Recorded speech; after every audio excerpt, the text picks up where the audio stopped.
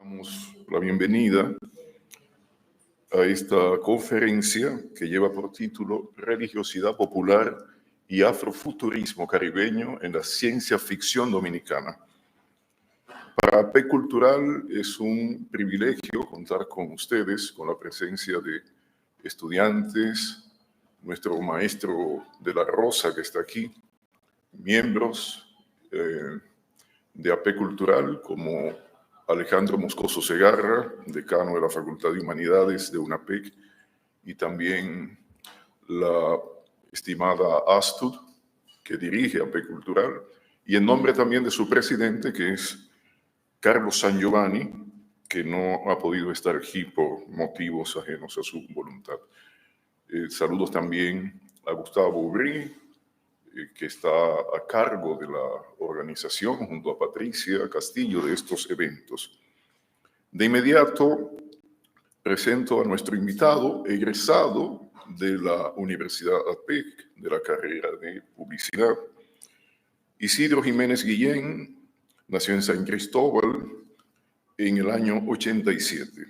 Escritor y publicista, ganador del Premio Joven de Cuento de la Feria Internacional del Libro 2013 y el primer lugar del certamen para escritores de la región sur, Feria Regional del Libro, en el año 14.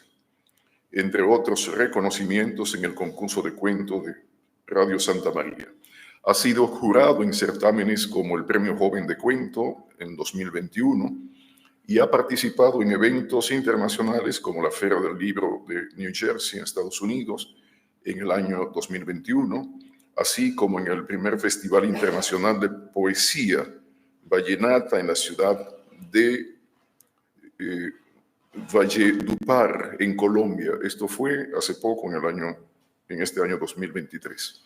En su biografía activa cuenta con Vertebral, artículos sobre literatura, Naboria, cuentos, en el año 2019, De la esquina se ve todo, novela, en el año 2020, artículos sobre películas y series, especialmente unos análisis muy interesantes sobre Batman y Robin, donde él sostiene la tesis de que Batman es Batman por algunas desviaciones psicológicas, más que por heroicidad. Entre las antologías están Número para los Gutiérrez y los ganadores del 16º concurso de cuentos de Radio Santa María. Con ustedes, Isidro Jiménez Guillén.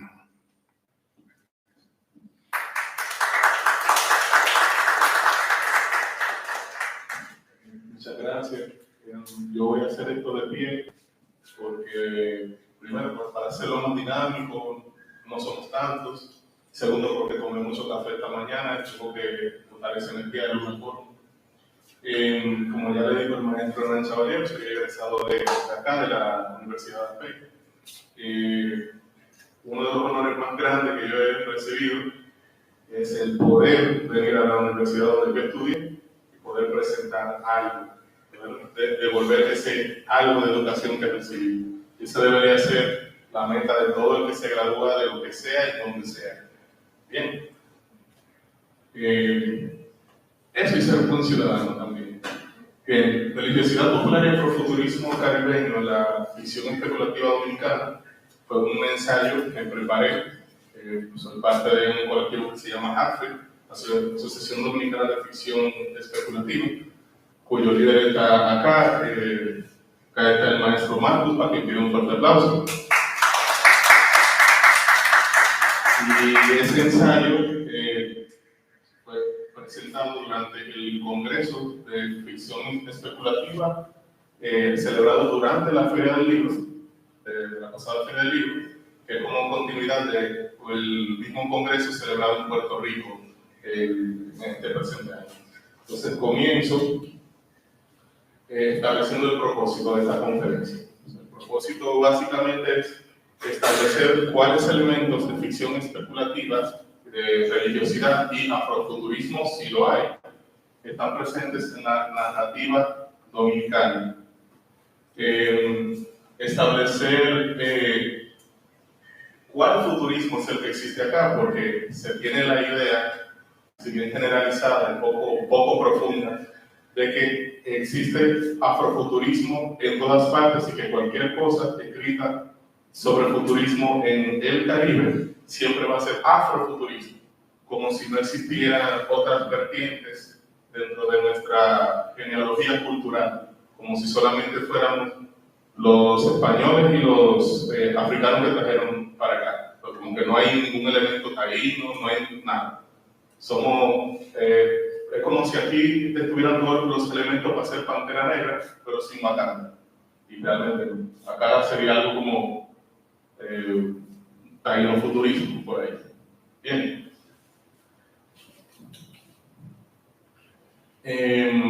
Metodología.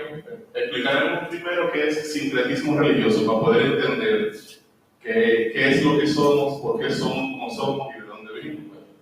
El sincretismo religioso puede producirse cuando dos o más culturas se encuentran, sea por lo que sea por invasión, por guerra, por cualquier fenómeno. Cuando dos culturas se encuentran, los elementos que cada una aporta van construyendo esa identidad cultural que define a cada pueblo. Como por ejemplo, en el caso de los dominicanos, somos una mezcla entre las culturas taínas, que ya estaban acá, europeas, específicamente las de los españoles, que traen tanto las cosas de ellos como españoles como europeos, como ciertos elementos árabes también. Esto como que la gente no quiere señalarlo mucho, pero recuerden que España estuvo invadida, intervenida por los turcos durante un tiempo. Entonces, esa mezcla fue traída para acá, con también elementos africanos, porque los españoles vinieron con esclavos. Y entonces, toda esa mezcla acá es la que construyó lo que somos nosotros hoy día. Por ejemplo, por decir un ejemplo, ustedes conocen el perico ripiano, ¿verdad? Todo el que está aquí conoce el perico ripiano. Bueno, imagino los muchachos de allá, si no sale en TikTok, no lo conozco, pero busquen un TikTok, debe haber, seguro. El perico ripiano está compuesto, entre otros elementos, por la guira, o sea, el elemento que se guaya, que es un elemento netamente indígena, netamente taíno. La tambora, el tambor que se golpea, traído por los africanos. El acordeón, que no puede ser más europeo. Entonces, ese es un ejemplo de cómo en la música, por ejemplo, podemos ver varios elementos haciendo ese sincretismo, esa mezcla. Lo podemos ver también en la salsa, lo mismo, la guira y maracas, los tambores, los distintos tambores, y las trompetas y demás, las trompetas y los pianos, o sea, todo eso es sincretismo. Puse ahí el ejemplo de lo que es la música. En el caso religioso, porque vamos a tratar de identificar a lo largo de toda la conferencia los elementos religiosos que están presentes en esa ficción especulativa. ¿Qué es ficción especulativa? Más adelante lo explicamos.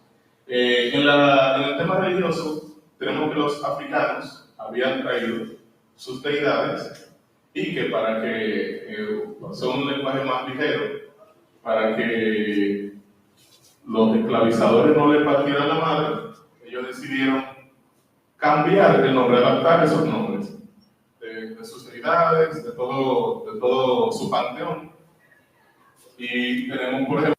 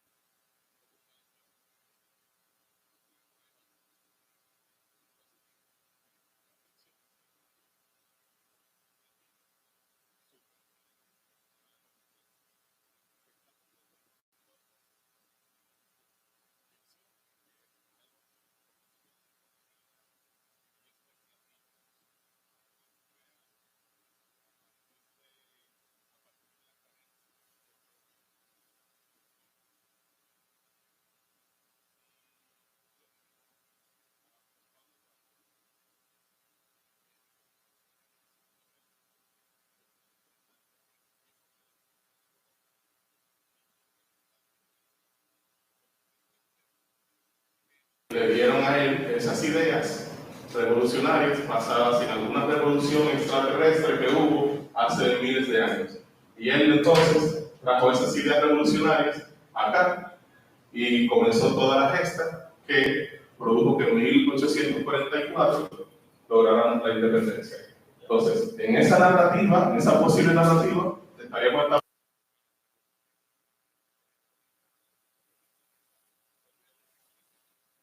Eso sería especulativo. Y como verán, con varios ejemplos de varios autores que estaremos señalando acá, eso que le acabo de decir que suena absurdo, verán que hay cosas más para allá. Hay ejemplos más desquiciados de ahí, maravillosamente logrados, claro. Esto no vamos a esperar que yo termine con ustedes levantar la mano si tienen preguntas. Ustedes levantan la mano y busco la oportunidad y conversamos. ¿Les parece bien? Para que así no tengamos que estar mirando mucho el celular. Créanme, yo lo haría también. A mí me fascina el celular. Bien. Entonces, para poder hablar de él, ya hablamos de qué es la ficción especulativa. Es todo ese supergénero que dentro contiene ficción, esa cosa que no necesariamente corresponde con la realidad, y cosas que por falta de pruebas podemos crear a partir de él. Otro ejemplo de ficción especulativa. Ustedes conocen el Código Da Vinci, de Dan Brown. Si no lo conocen por el libro, conocerán la película. El Código Da Vinci, el libro se fundamenta en como hay una carencia de información por parte de la Iglesia Católica, queda una especie de vacío cognitivo. Hay una serie de coincidencias y una serie de teorías que podemos encontrar en obras como principalmente las de Leonardo da Vinci, desde El hombre del Vitruvio hasta la Gioconda, pasando por La Última Cena, donde hay elementos que pueden ayudar a terminar la historia y resolver algunos misterios como, por ejemplo, si Jesús tuvo descendencia o no. Eso sería ficción especulativa. ¿Por qué? Porque nos estamos basando en un dato que falta y que yo lo relleno con algo más. Estamos especulando, que sería el término. Entonces, dentro de la ficción especulativa hay una tendencia que es el futurismo, que el futurismo consta de ese deseo de crear una visión del futuro, especulativa obviamente. ¿Por qué? Porque nadie sabe lo que va a pasar en el futuro. Bienvenidas, bienvenidas. Nadie sabe lo que va a pasar en el futuro. Si tú ahora mismo escribes un cuento fundamentado en qué pasará mañana, no es futurismo, pero es especulativo. ¿Por qué no es futurismo? Porque de aquí a mañana yo dudo que vayan a crear algún elemento tecnológico tan grande que diferencie lo que somos hoy de lo que vamos a hacer en menos de 24 horas. En el caso de Julio Verne, que en su época, Julio Verne fue un autor francés, en su época las cosas que él planteaba eran futurismo. ¿Por qué? Porque pensar en un globo aerostático que pudiera moverse por el aire era una cosa de desquiciado. Hoy día tú vas a Turquía y es lo más normal ver unos globos aerostáticos pasándote por arriba de la cabeza. Digamos, un submarino. En la época de Julio Verne, un submarino, o sea, una especie de carroza que se movía sin caballos por debajo del agua, era una cosa impensable, absurda, de locos. Sin embargo, hoy día, lo más normal del mundo es ver un... no, adelante un ching. Adelante un ching. Disculpen. Alerta de spoiler. Ok, aquí. Disculpen. Hoy día, cualquiera ha visto un submarino, sea en museos, sea en video. Todo el mundo sabe que un submarino, principalmente por lo que pasó recientemente, la lamentable tragedia, pero eso no es culpa de Julio Verne. H.G. Wells y Julio Verne son considerados los dos padres del futurismo narrativo. ¿Por qué hago esa salvedad? Más para adelante les diré. Hugo Gernsback fue el fundador de Amazing Story. Amazing Story fue una revista que publicaba a los autores que comenzaban a escribir cosas de futurismo y fantasía, cosas especulativas. Básicamente, la primera revista especializada en eso. De hecho, existen unos premios, que son los premios Hugo, que tienen ese nombre, es por Hugo Gernsback. El premio Hugo es como el premio Nobel de literatura, pero de la ciencia ficción y fantasía. Entonces, ¿por qué digo que ese futurismo de Julio Verne es narrativo? ¿Por qué hago esa salvedad? Porque hay otro futurismo. Resulta que los italianos tenían a un intelectual llamado Filippo Tommaso Marinetti que creó el movimiento futurista, que ese era un futurismo más estético. ¿A qué me refiero? Los futuristas, a principios del siglo XX, tenían la idea de que los avances tecnológicos tenían toda la belleza que se necesitaba, que había más belleza en una metralleta accionando que en una rosa hermosa colocada en la punta de una colina, por ejemplo. Así de radicales eran. Abogaban por cosas como la violencia, porque para esa época, guerras, etcétera, veían las maquinarias, las locomotoras, veían desde locomotoras, metralletas, los vehículos que iban por las avenidas, lo veían como la máxima expresión de la belleza. Creían en la velocidad, ahí incluso no lo tengo acá, bueno, sí, esto que ven acá es una pintura con elementos cubistas, pero una pintura de una locomotora moviéndose a gran velocidad. No sé si está muy oscuro, no sé si la logran ver. Bien, si ustedes dicen que sí, entonces están mintiendo porque la idea del cuadro es que no se pudiera ver. Se supone que ese tren iba tan rápido que lo que se veía era una estela. Entonces, esa pintura, que era un pedazo de estela así, ellos decían, bueno, eso es una locomotora pasando a qué sé yo cuántos kilómetros por hora por los ojos de un ser humano, que obviamente no va a ver nada. Entonces, o ustedes tienen mejor vista que los futuristas, o están mintiendo. Entonces, el manifiesto futurista tiene un mérito que es que el manifiesto futurista fue el primer manifiesto de vanguardia de la historia. Luego del manifiesto futurista llegaron otros, como el dadaísmo, etcétera, pero el manifiesto futurista fue el primero. Y ahí ellos básicamente planteaban lo que yo les acabo de decir, su amor por la velocidad, la violencia, el avance tecnológico. Ni siquiera voy a entrar en el hecho de lo que ellos opinaban y su postura hacia la mujer, porque no viene al caso, pero googleenlo, es grave, es grave. Entonces, luego de ese futurismo estético, tendríamos que más bien volver acá. Estaba ese futurismo narrativo. Comenzaron a aparecer autores como Isaac Asimov, como Philip K. Dick, que comenzaban a plantear cosas del futuro en base a avances. Un futuro ultra prometedor, entre comillas, porque traía muchos avances. Al mismo tiempo, avances que ponían en tela de juicio la moral de la humanidad, porque no todo avance tecnológico en manos de personas canallas sin mucho escrúpulo es bueno. Y de ahí ustedes conocen a muchísimas obras que fueron después llevadas al cine, que se basan en futuros distópicos, o sea, futuros que terminaron mal porque cierto poder y cierto avance tecnológico, cierta información cayó en manos de personas equivocadas. Bien, ustedes ya conocen eso. Entonces, ese futuro tecnológico que presentaba Julio Verne y H.G. Wells contrarrestaba con una obra que ya para los 90 se hizo muy famosa. Resulta que Julio Verne, quien siempre en sus obras había planteado elementos de avance submarino, como les dije ahorita, cohetes espaciales, Julio Verne también, globos aerostáticos, todo eso, Julio Verne.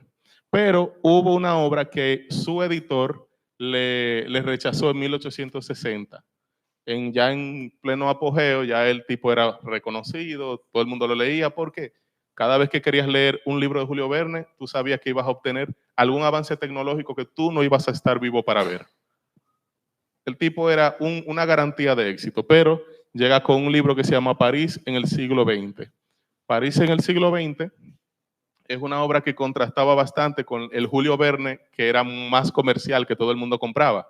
Bien, como si Daddy Yankee cantara un tango triste, todo el mundo diría, Y el editor simplemente dijo, esto no va, porque a la gente no le va a gustar. Como muchos de ustedes saben, hay pocas cosas, bueno, principalmente los autores, hay poca cosa tan despreciable y quisquillosa como un editor. Pero a veces tienen la razón. Julio Verne en París en el siglo XX planteaba un futuro terrible, donde iban a haber calles muy iluminadas que incluso de noche iban a tener grandes edificios que servían como una lámpara, o sea, iluminaban todo. Eran edificios brillantes que hasta de noche se veían a lo lejos. Vehículos que iban a gran velocidad por unas autopistas. Bien, personas que se podían conectar mientras caminaban con otros a lo lejos. Bien, un futuro rarísimo. ¿Les suena raro a ustedes, verdad? Un futuro extrañísimo donde, por ejemplo, por medio de cableados, todo el mundo iba a tener energía eléctrica y no iba a ser necesario que nadie prendiera velas ni nada de eso. O sea, es rarísimo, ¿eh? Ustedes no han visto eso todavía. Pero lo más grave de todo es que el futuro que planteaba Julio Verne era un futuro donde todo el mundo iba a tener acceso a los libros, porque los libros no iban a estar solamente de forma material, sino que las personas iban a poder llevarlo a todas partes en dispositivos pequeños. Pero que a pesar de eso, de que cualquiera podía tener cualquier libro, la gente no usaba la habilidad de leer. Sin comentarios. Sin comentarios. Julio Verne describió su visión del siglo XX, que lamentablemente, sin comentarios. Entonces,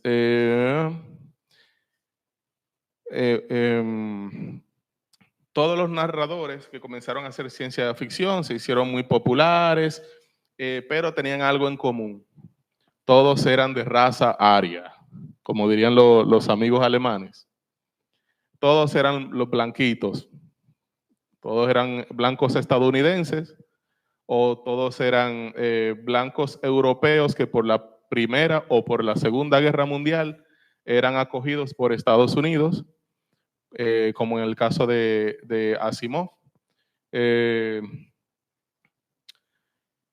Entonces, Mark Derry, un crítico, en una publicación, él reúne a varias celebridades, pintores, escritores, músicos negros, los reúne y le hace una serie de entrevistas, preguntándoles, por ejemplo, a Samuel R. Delany, que es un escritor de ciencia ficción con cierto éxito, que por qué, por ejemplo, en los premios Hugo y en otros reconocimientos, como futurista, ¿por qué no los tomaban tanto en cuenta a ellos y sí a los blancos? ¿Por qué no un Samuel Delany y sí un Philip K. Dick, por ejemplo? Y el mismo Mark Derry dice que debería crearse una especie de tendencia o de movimiento consciente que se llame, estoy resumiendo, que se llame, digamos, afrofuturismo, o sea, futurismo hecho por los negros que toque esas temáticas negras. Ojo, no se trata solamente de afrofuturismo porque sea escrito por negros y ya. ¿Por qué? Porque se supone que se debe escribir esa literatura, esa visión del futuro de los negros, pero con perspectiva o sea, con protagonistas, con problemáticas de las personas afroamericanas. Recuerden que ese es un movimiento, estamos hablando de Estados Unidos, un movimiento, el afrofuturismo estadounidense. Luego se expandiría, por ejemplo, a países de África, de Sudáfrica, Nigeria, etc.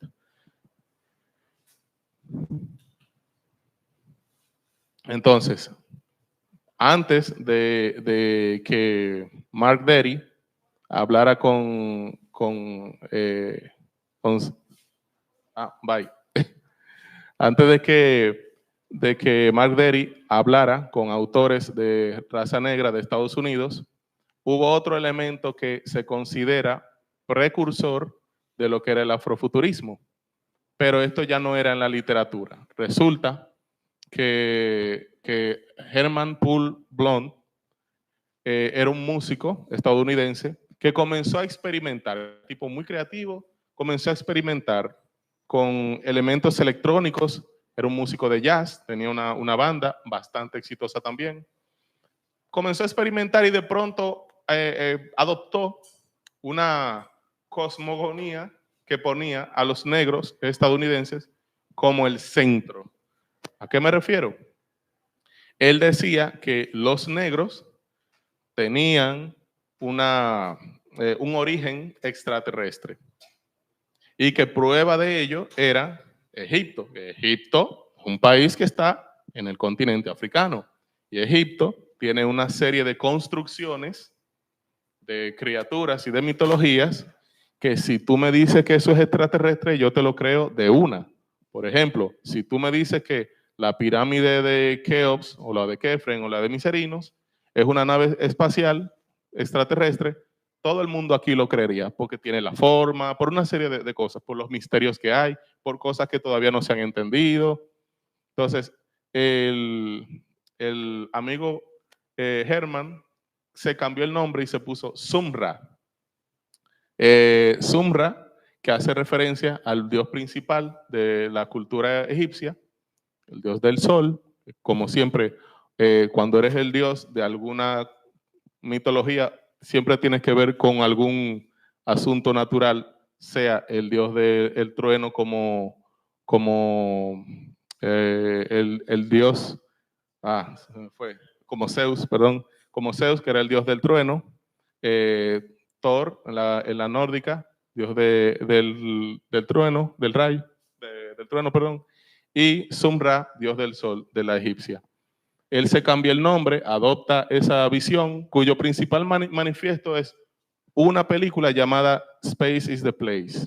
Space is the Place, que sale en 1974, trata de retratar todo lo que él decía, de que los negros veníamos de otro planeta y que podíamos regresar todos a nuestro origen y alejarnos de todos esos lugares donde nos discriminan, donde nos maltratan, si todos los negros se unen y arrancamos para nuestro planeta. No sé qué les parece esa idea. No sé si ustedes se convertirían en eso. Suena bien, la verdad. Más spoiler. Ja, ja, ja. Entonces, ¿quiénes trajeron esa estética, tanto del vestuario, la forma de la música, la visión?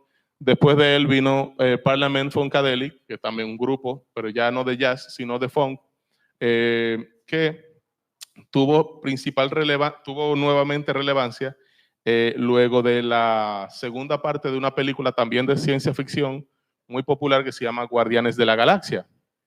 En Guardianes de la Galaxia, al final, en los créditos, suena Flashlight, que es una canción de Funkadelic. Se las recomiendo. Busquen los discos de Funkadelic, busquen los conciertos de Funkadelic y van a chipear durísimo. ¿Por qué? Porque esa gente se visten raro, se visten totalmente random, la música es buenísima, pero también súper movida. Es todo lo que ustedes quisieran que fuera Anuel, pero con calidad. O sea, no vayan a un concierto de esa gente y mejor esperan a que Funkadelic se reúna nuevamente y haga un concierto. Miren, no se van a arrepentir. Mala mía con lo de Anuel, que está mal de salud, que se mejore. Sí, y que reconozca a sus hijas. Entonces, ¿cuál es la principal manifestación del afrofuturismo que todo el mundo va a conocer seguramente? Bueno, resulta que en 1966, los super ultra mega maestros de los cómics referentes a superhéroes y ciencia ficción, Stan Lee y Jack Kirby, crean al primer superhéroe comercial de raza negra. Pero no en su número propio, sino que sale en el número 52 de los Cuatro Fantásticos. resulta que los Cuatro Fantásticos reciben un llamado para una nación pobre en África que se llama Wakanda. Cuando ellos llegan, se encuentran con una serie de trampas y una serie de líos. Hay bobo en Wakanda. Y comienza a encontrarse con una serie de trampas tecnológicas que no corresponden con el lugar donde ellos están. Y se le aparece, vestido de negro, con un traje ahí tipo Gatúbelo, un tipo que se hace llamar la Pantera Negra. No sé, habría que investigar. Creo que no hay panteras en África, creo que las panteras están más en Sudamérica. O sea, habría que confirmar, pero en África no hay pantera. Pero en fin, Jack Kirby y Stan Lee, ¿quién puede cuestionarlos? Entonces, se presenta el rey T'Challa, el regente de la nación ficticia de Wakanda en África. Y les explica que Wakanda durante milenios se ha hecho pasar por un lugar pobre dentro de África. Pero la verdad es que ellos cuentan con un metal de origen extraterrestre llamado vibranium. El vibranium, que es un metal que tiene propiedades que les ayuda a desarrollar tecnología súper avanzada y termina siendo la nación más avanzada del planeta. La nación más avanzada del planeta estaba en África, continente que históricamente siempre nos lo han asociado con pobreza, atraso, básicamente la 42, pero de África. Entonces, por si acaso alguno de ustedes que tengan alguna militancia política, que hayan tenido militancia política en los 70 y en los 80, se estarán preguntando, ¿Pantera Negra? Sí, hubo un partido, el Partido de las Panteras Negras, que comenzó en Oakland, pero resulta que esta fue primero, porque Pantera Negra, el personaje que aparece en Los Cuatro Fantásticos, sale en julio. En octubre del 66 es cuando se funda en Oakland el Partido de las Panteras Negras. ¿Coincidencia? Por lo menos esas panteras estaban en América, porque insisto, en África no hay panteras. Entonces, en el 2018 se va a hacer popular otra vez el personaje de Pantera Negra ya, gracias a una película dirigida por Ryan Coogler para Marvel Studios. Una película súper exitosa, 7 nominaciones al Oscar, se ganó 3, que plantea la posibilidad de que un país de África tenga toda esa tecnología y crea una dicotomía entre qué bueno que hay un país en África que tiene toda esa tecnología, pero ¿qué ha hecho por la humanidad durante todo este tiempo? Por ejemplo, cuando los africanos eran tomados por esclavos, ¿por qué esta gente nunca apareció? Y ahí va creando toda una trama. ¿Recuerdan lo que les decía de que el futurismo a veces era abordado de forma moral porque a veces las tecnologías, los avances, caían en manos no muy adecuadas? La narrativa futurista no se trata solamente de tirar avances y ya. Recuerden que sigue siendo literatura, sigue siendo narrativa. Debe haber algún tipo de conflicto espiritual, moral o de voluntad para que una trama avance. Pantera Negra, la película, trata de cómo un revolucionario que se hace las mismas preguntas que yo decide introducirse en Wakanda y hacer que todo coja candela para él tomar el control y usar los recursos de Wakanda para poder liberar y a poder hacer justicia, que es este personaje que está acá. Para mí el personaje más completo que he visto en una película. Killmonger no es solamente un villano genérico que quiere destruir el mundo y ya. Es un individuo que tiene ideas políticas bastante revolucionarias y radicales. Él piensa que si Wakanda tiene toda esa tecnología, es Wakanda quien debería regir el mundo y no los países que históricamente lo han hecho.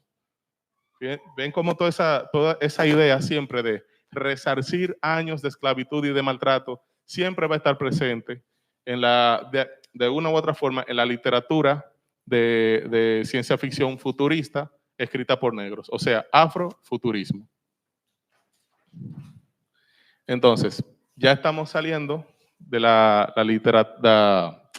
del afrofuturismo en sentido general, es hora de comenzar a traerlo al Caribe. Ya casi estamos llegando. Saludos, profe. Ella me dio clase a mí.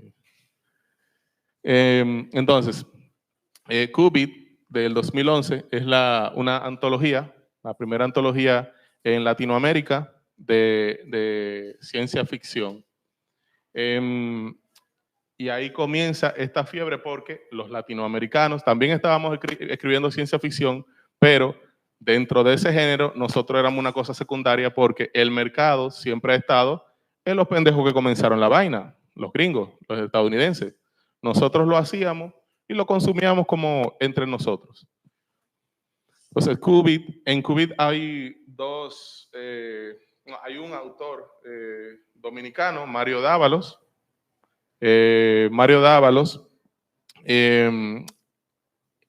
y se puede decir que ese es el primer dominicano en ser antologado en una antología, valga la redundancia, netamente de ciencia ficción, Mario Dávalos. Entonces, ya llegando a donde íbamos a comenzar a identificar los elementos de ficción especulativa, no nada más futurista, sino de ficción especulativa en general, ya recuerdan los elementos que hacían que la ficción especulativa sea especulativa. ¿Quién puede levantar la mano y recordármelo? Sí, por favor. Sí, ¿tu nombre? Lucía.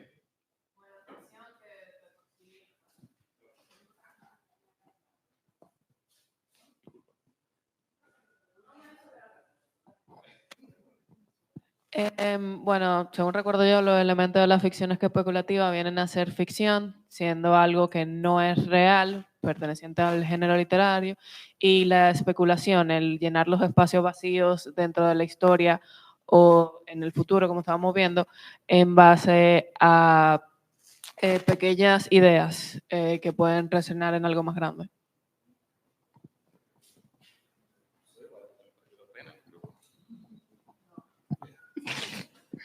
Sí, así es como dice Lucía. Ficción especulativa es ficción que no corresponde con la realidad y especulativo, o sea, que contiene unos elementos que faltan para poder completar un relato o un conocimiento que nosotros con la imaginación nos ponemos a llenar.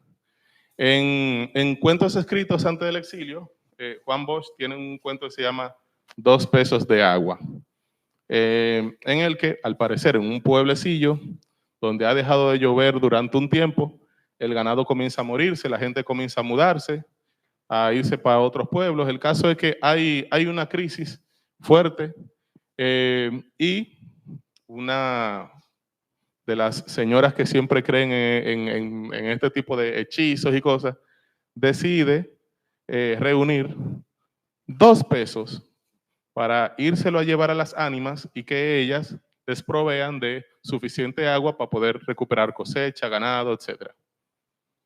Resulta que cuando las ánimas, bien burlonas, dejan caer el agua, es demasiado agua y ahora hay otro bobo. Antes había bobo porque no había agua. Y ahora hay bobo porque hay demasiada agua y todo se fue al desagüe, porque inundaciones, todo comenzó a llenarse igual. Cuando les cuestionan a las ánimas de por qué están haciendo esto, por qué tanta agua, ya es suficiente, ya paren, ellas burlándose dicen, todavía falta, son 2 pesos, 2 pesos de agua, son 2 pesos de agua. Ustedes dirán, bueno, ¿y esto de religiosidad y ficción especulativa qué tiene? Bueno, resulta que esas ánimas, como casi todo espiritismo sincrético dominicano, viene derivado del catolicismo. Fíjense que en esos altares, si ustedes van a los campos, se encuentran con altares que tienen a esos santos y sus derivaciones católicas y son santidades del panteón africano, pero tienen sus equivalentes españolizados, o sea, su sincretismo. Entonces esas ánimas tienen elementos tanto de África, por el asunto de que hay que llevarles ofrenda para que pasen cosas, eso es muy de las tradiciones primarias, ya que los católicos, si bien creen, o por lo menos tienen el ritual de llevarle ofrendas a uno que otro santo, no está tan arraigada la creencia de que esa ofrenda que le están llevando, por lo menos hoy día, de que esa ofrenda que están llevando efectivamente va a tener un resultado. No. O sea, ellos lo hacen como ritual con algo por ahí de fe. Sin embargo, en las religiones, en las mitologías, en los panteones africanos, la gente que le lleva una ofrenda tiene una fe tan grande que si por mano del diablo, como dicen de donde yo vengo, se da ese milagro, automáticamente se dice que fue por esa ofrenda y no hay forma de quitarle eso de la cabeza. Así funciona la fe. Entonces, ahí están los elementos de sincretismo en el cuento 2 pesos de agua de Juan Bosch.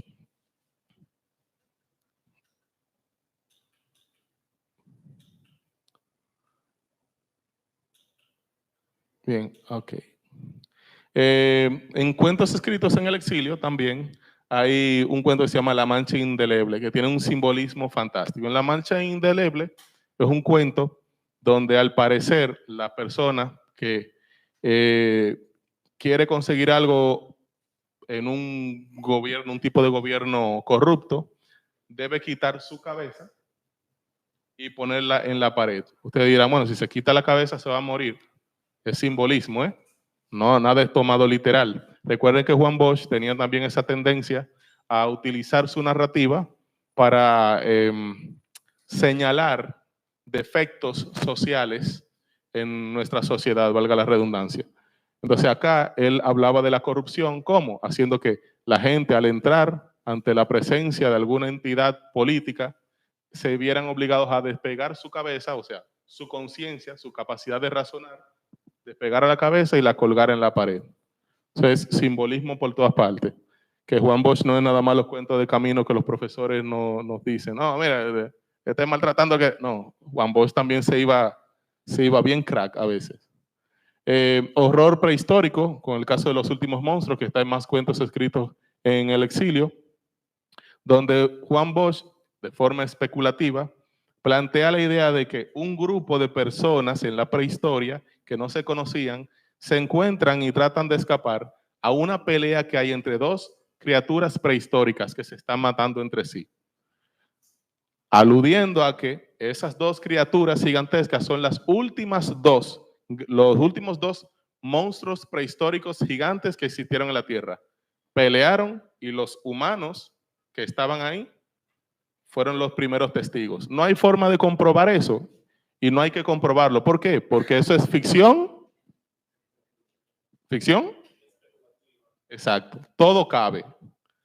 Nunca sabremos si de verdad hubo 2 grandes monstruos prehistóricos que quedaron luego del gran cataclismo se mataran a golpe frente a un grupo de humanos. Nunca lo sabremos. Pero Juan Bosch, de una forma magistral y garantizando que, como todo cuento para gente grande y sensata, esos personajes humanos no todos quedan vivos. Algunos de ellos se accidentan porque van corriendo, tratando de escapar, son aplastados, se caen por un barranco, no se salvan ni los niños.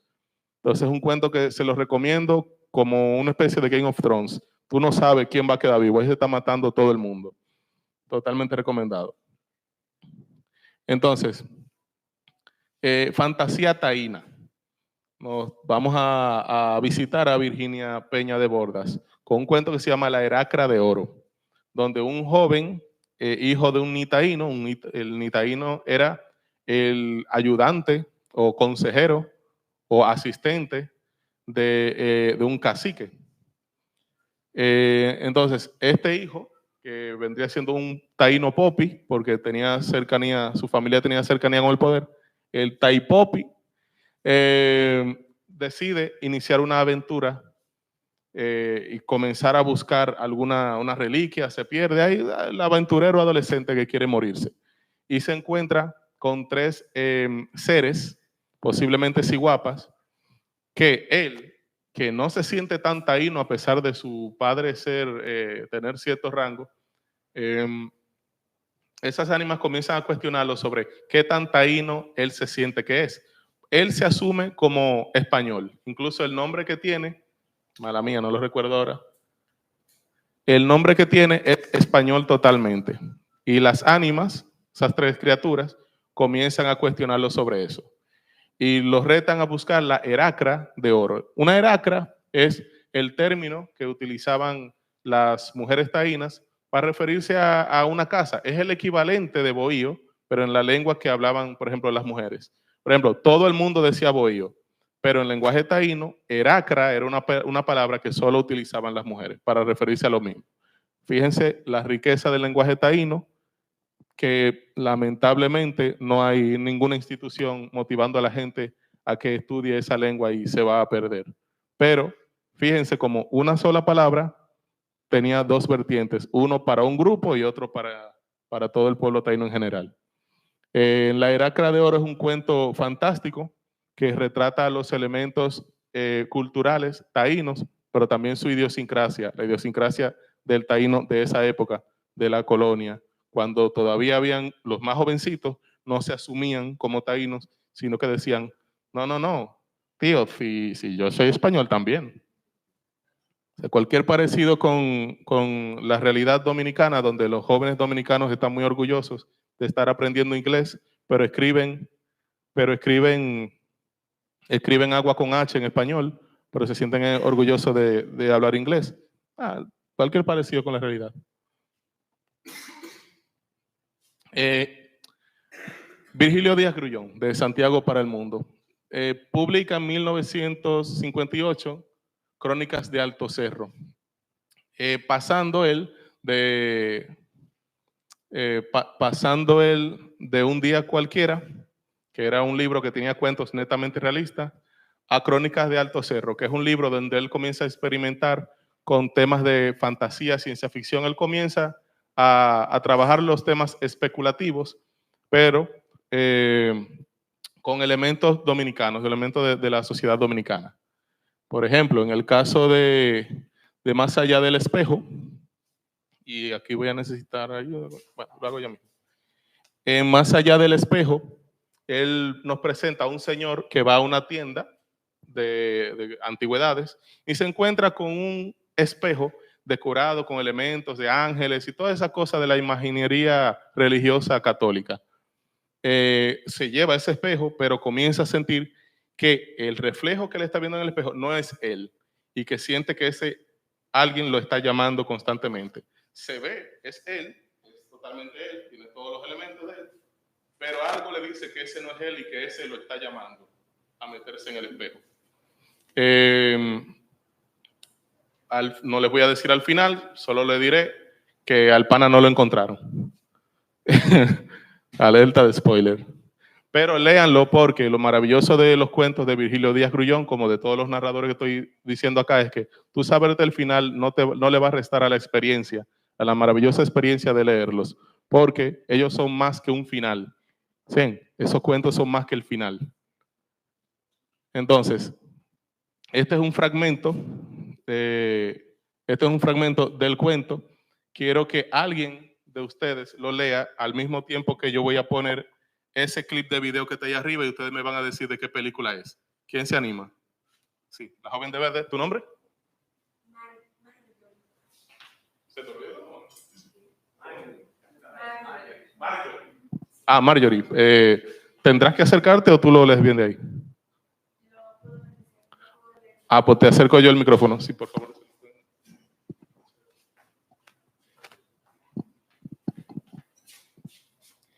Mis dedos se movían dentro de una masa gelatinosa, perfectamente sensible al contacto estremecido de mi piel. La resistencia al movimiento era mucho mayor que la que normalmente ejerce la presión de una masa líquida. Aunque yo diría que, más bien que resistencia, lo que se produjo fue una combinación de atracción y rechazo, de la cual resultaba una tercera fuerza desconocida, fuera de todas las leyes de la física, que tiraba poderosamente de mi mano desde el fondo del espejo. Más allá del espejo, Crónicas del Alto Cerro, 1966. Virgilio Díaz Grullón. No, Grullón. Sí. ¿Puedes leer otra vez, cuando yo te haga seña, la primera oración? Ahora. Mis dedos se movían dentro de una masa gelatinosa, perfectamente sensible al contacto estremecido de mi piel. ¿Saben cuál es esa película? Mm, Bien. Quería señalar esa coincidencia. Muchas gracias, Mario.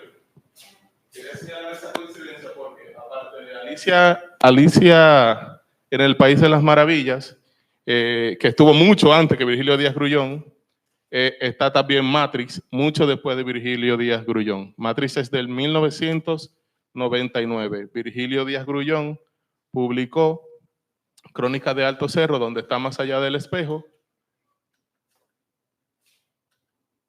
en 1958. Coincidencia, seguramente.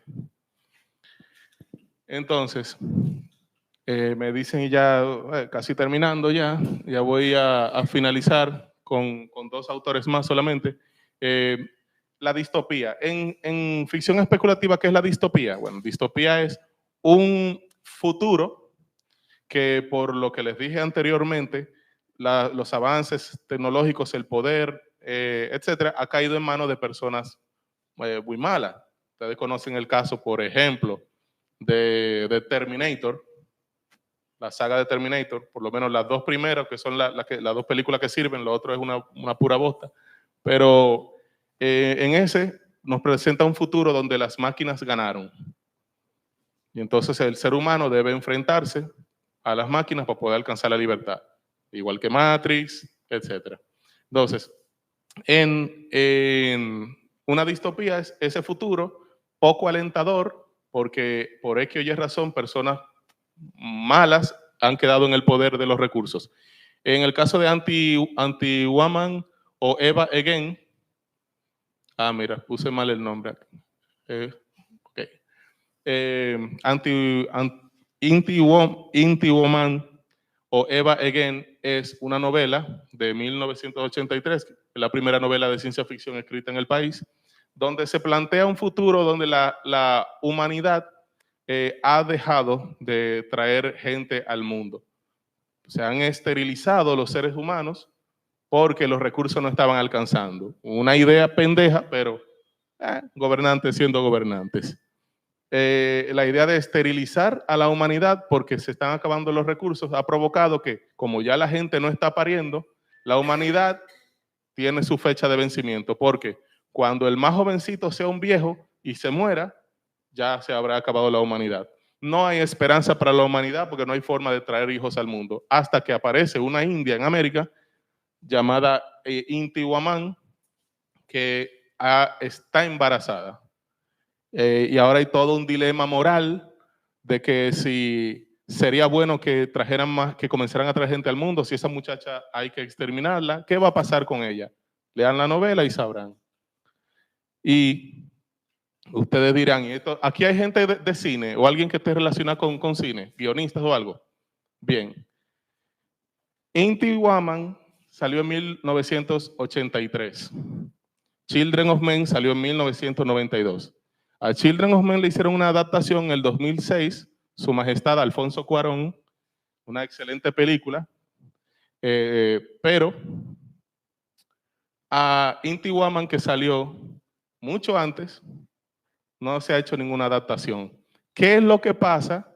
Que en Estados Unidos hacen adaptaciones de libros y se ayudan ambos, porque el autor del libro se ayuda porque le compra los derechos y el cineasta, si hace una excelente película, ¡pam!, un éxito comercial. Pero ¿qué es lo que está pasando? Que nadie que escriba cine, que seguramente está muy ocupado solamente viendo One Piece, ¿por qué una obra de ciencia ficción como Inti Woman no se le hace ni siquiera un corto barato con una cámara de celular? O sea, ¿cuáles son las prioridades de la gente que hace cine en República Dominicana? El país donde se publica Inti Woman y que sacan películas de Robertico, ¿cuáles son las prioridades de la gente que hace cine acá?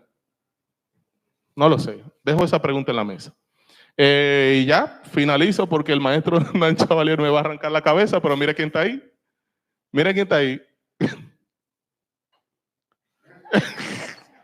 Decía, perdón, ¿iba a decir algo? Ok. Bien.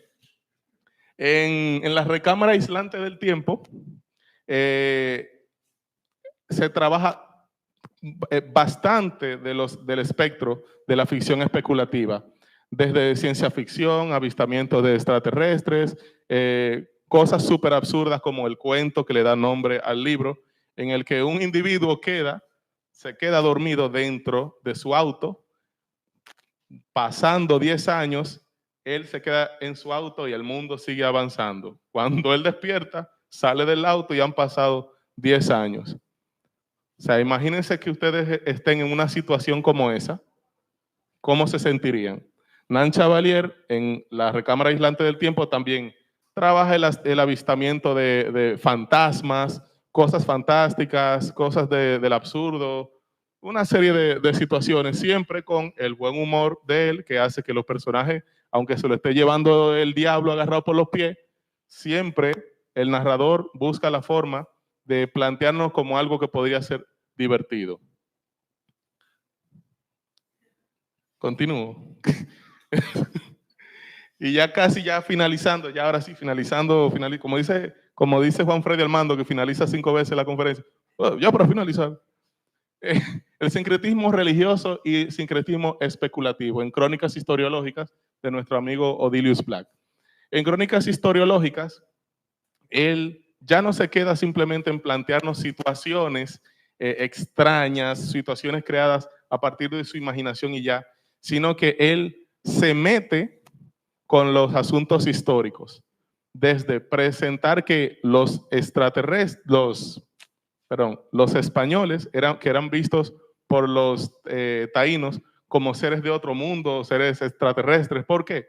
Porque la tecnología alienígena de los españoles, según los taínos, eso era tecnología alienígena, porque eran unos barcos, eran unas yolas gigantescas, con unas velas, con unas cruces rojas, y de ahí se bajaban unas personas que eran mitad humano y mitad caballo.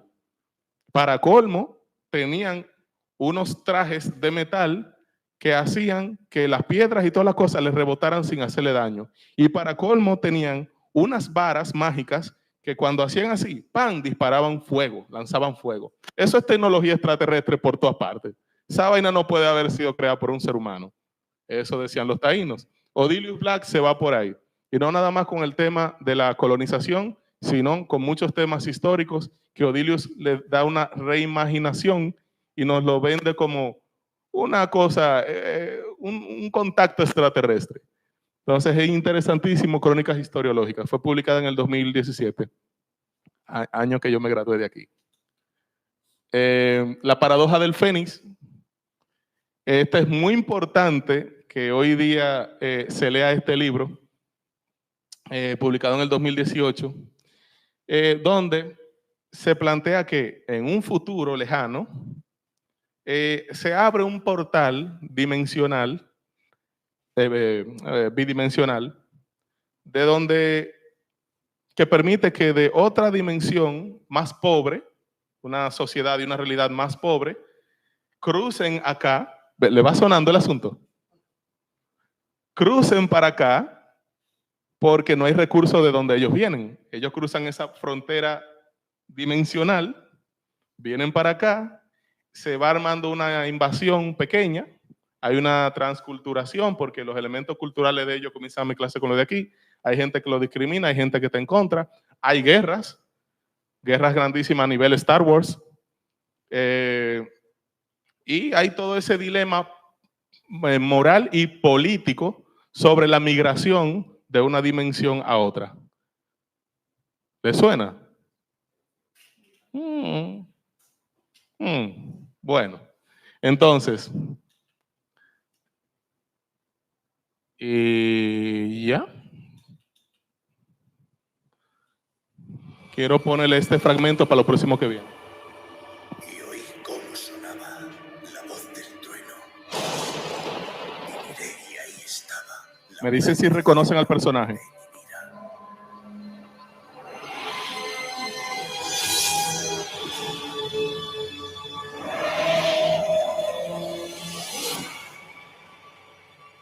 Y miré y el infierno me siguió.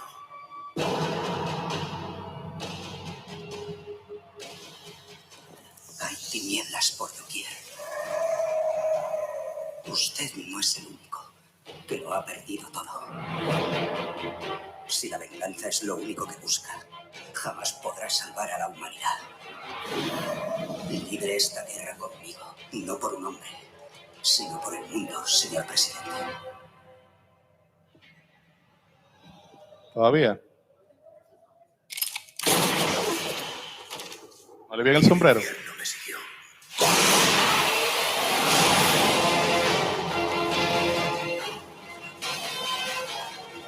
Siglo XIX, sombrero largo, ¿todavía?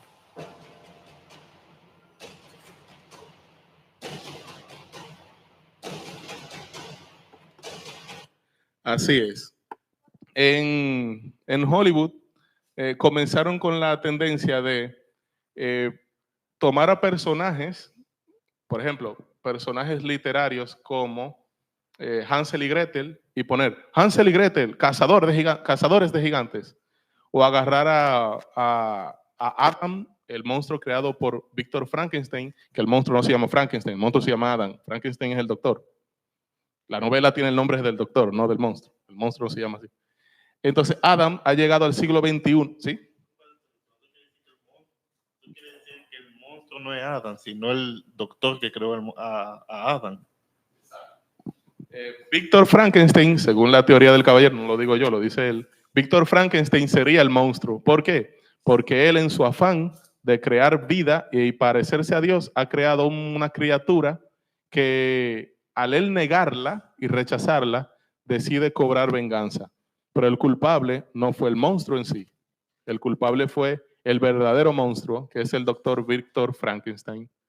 Entonces, traer a Frankenstein y convertirlo en un tipo que pelea contra vampiros, estuvo bien, porque eran personajes literarios. Frankenstein de Mary Shelley, de 1882. 1882. Sí, es 1882. Es un personaje literario, no hay ningún problema. Pero en ese clip que les mostré, en ese trailer, se presentaba nada más y nada menos que el presidente de los Estados Unidos, Abraham Lincoln, combatiendo vampiros. Y ahí ya la cosa cambia, porque está tomando a un presidente que, para colmo, fue de los presidentes buenos, con una vida de mierda, súper trágica, con un transcurso horrible y un final horrible también. Entonces, de este lado del charco, en República Dominicana, el estimado amigo Jonás Sánchez, también miembro de ADFE, de la Asociación Dominicana de Ficción Especulativa, nos trae La estirpe del polvo, publicada este año, un éxito en venta, que plantea lo siguiente. El joven Juan Pablo Duarte, principal gestor de nuestra independencia, debe enfrentar en pleno siglo... Spoiler, sí. Juan Pablo Duarte, en el siglo XIX, en su juventud, se dedicaba a combatir nada más y nada menos que vampiros. Juan Pablo Duarte cazaba vampiros. Si Lincoln puede, ¿por qué no, verdad? Entonces, no solo eso, Juan Pablo Duarte debe enfrentar cosas horribles que te chupan la sangre y te dejan muerto. O sea, debe enfrentar vampiros, debe enfrentar el amor, esas cosas que te chupan la sangre y te dejan muerto. Entonces, esa es básicamente la idea de ese maravilloso libro, La estirpe del polvo. Plantearnos la posibilidad de que Juan Pablo Duarte enfrentara criaturas terribles como vampiros, sus amantes, cosas así, cosas terribles. Hola. Llegan tarde. Y ya, simplemente, gracias.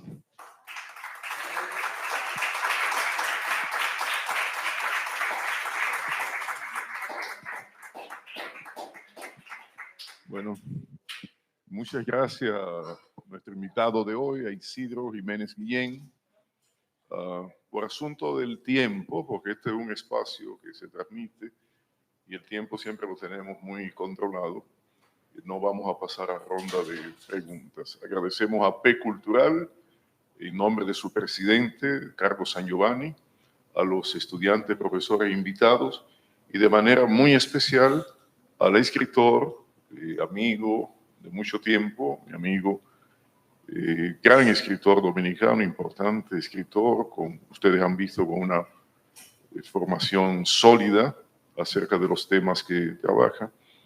Y próximamente, ya yo lo estoy comprometiendo para que nos presente su versión sobre Batman y Robin, porque realmente yo lo he escuchado en algún momento y es maravilloso el análisis que hace de las dificultades psicológicas de Batman, que las descarga, ¿no?, con cierto rencor hacia Robin, y eso es lo que genera a este superhéroe. Pedimos disculpas por el asunto del tiempo, pero es un compromiso que tenemos. Muchas gracias y nos vemos en otra dimensión.